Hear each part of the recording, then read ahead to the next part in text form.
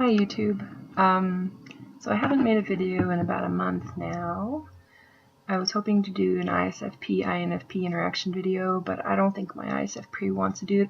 ISFP friend wants to do it anymore, and I'm not gonna bug him about it anymore. So I thought I would talk a bit about typology prejudice. I know lots of other people have talked about this, but I don't know. It's something that I'm starting to feel really strongly about, so I just kind of wanted to give my own views on it. It's getting to a point where I'm getting really frustrated by and less interested in typology because I just so often see people using it as a way to discriminate against others. You know, like I hate all, like a common one seems to be people hating on SJs, you know, the temperament group SJs, and I find it very frustrating.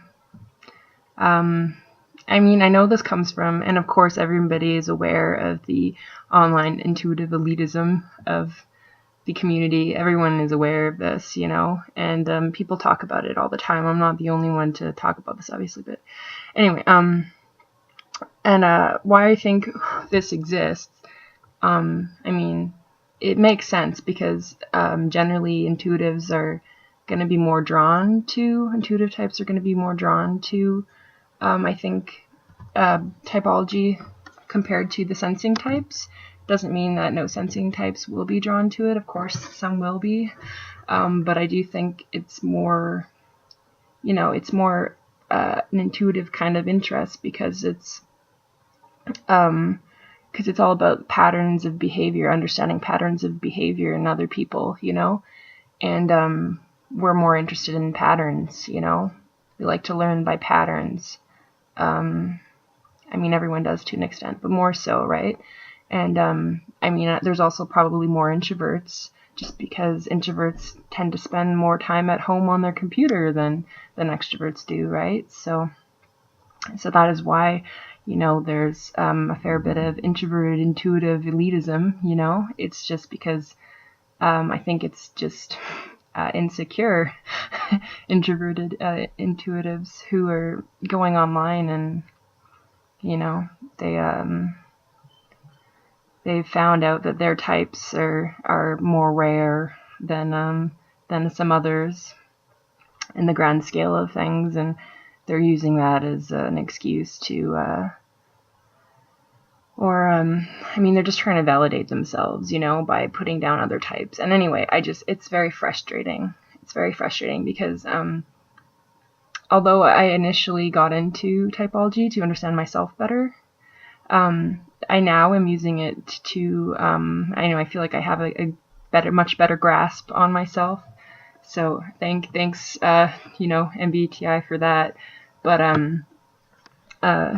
I do use it to try to understand other people better because I just have a lot of blind spots, you know, like I think we all do, you know, when other people don't have your own traits, especially if you're an introverted feeler like I am, you tend to, or any, I think, dominant introverted type is going to project their own kind of perspectives, like maybe an introverted intuitive or an introverted, whatever, I'm just going to stay what I was saying. Yeah, they're gonna, you know, project themselves onto others before, or okay, I just lost my train of thought. Sorry, I was petting my cat.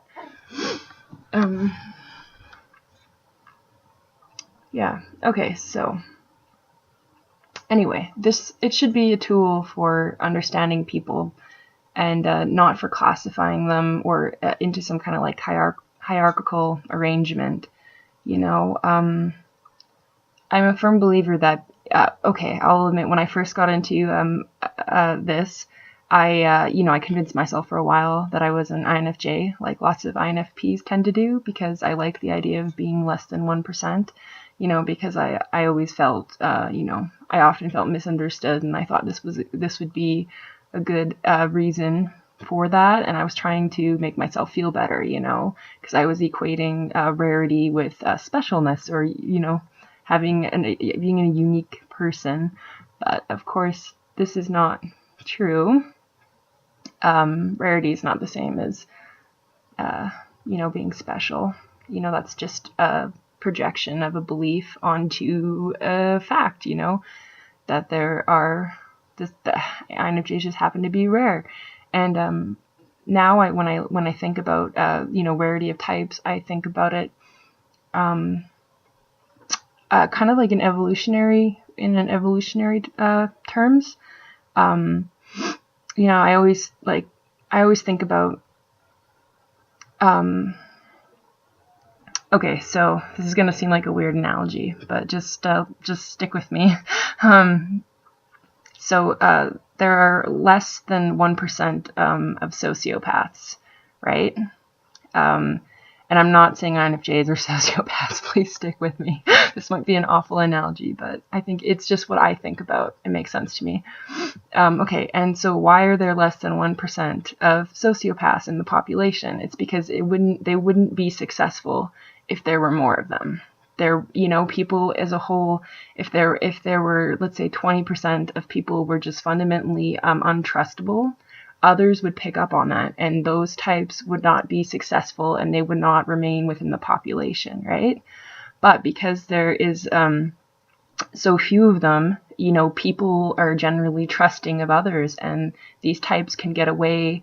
Their lack of, emotional and moral constraints don't. They cause them to be successful in the population. Okay, so it's an evolutionary thing. It's a trait that's selected for only in a small amount because it's only successful in a small amount. And so when I think of the whole span of typology, the 16 types, I don't think of the more less common types as being better, but it just means that on a whole that it makes sense for there to be less of that type, because if there were more of that type, our society or our species wouldn't function as well. It's like, there ENFJs are also a rare type, and why? Because they're often leaders, and everyone can't be a leader. Just it doesn't make sense. And so it's just these kind of thoughts that make me really mad when people start, banging on, or not banging, looking down on like SJ types because they're the most common. They're the most common because we need those types in our species to be successful. That's how for evolutionary reasons, that is the most successful distribution of types. So I think if people kind of looked at it from that perspective, there would be less discrimination and type elitism. Just whatever your type is, you have value, and you're no less or more of a better of a person than any other type. And if a lot of the sensing descriptions and stuff online seem boring, it's because they're probably written by intuitives, because intuitives are the ones that are most interested in this. And I'll admit that I'm more interested in other intuitive types as well, just because I happen to have more in common with them. I find talking to them to be easier, and that doesn't mean that they're better people or anything. It's just I share that similarity with them. That's all it is, And so I grew up with SJs. My whole family are SJs, and I don't always feel like I connect with them totally, but they're all good people, and they've all they all have something to show me. And I just really get upset when people are going on about ESTJs being all bad. I have 2 ESTJs in my family. They're lovely people, or ISTJs being all bad. Just give them a break.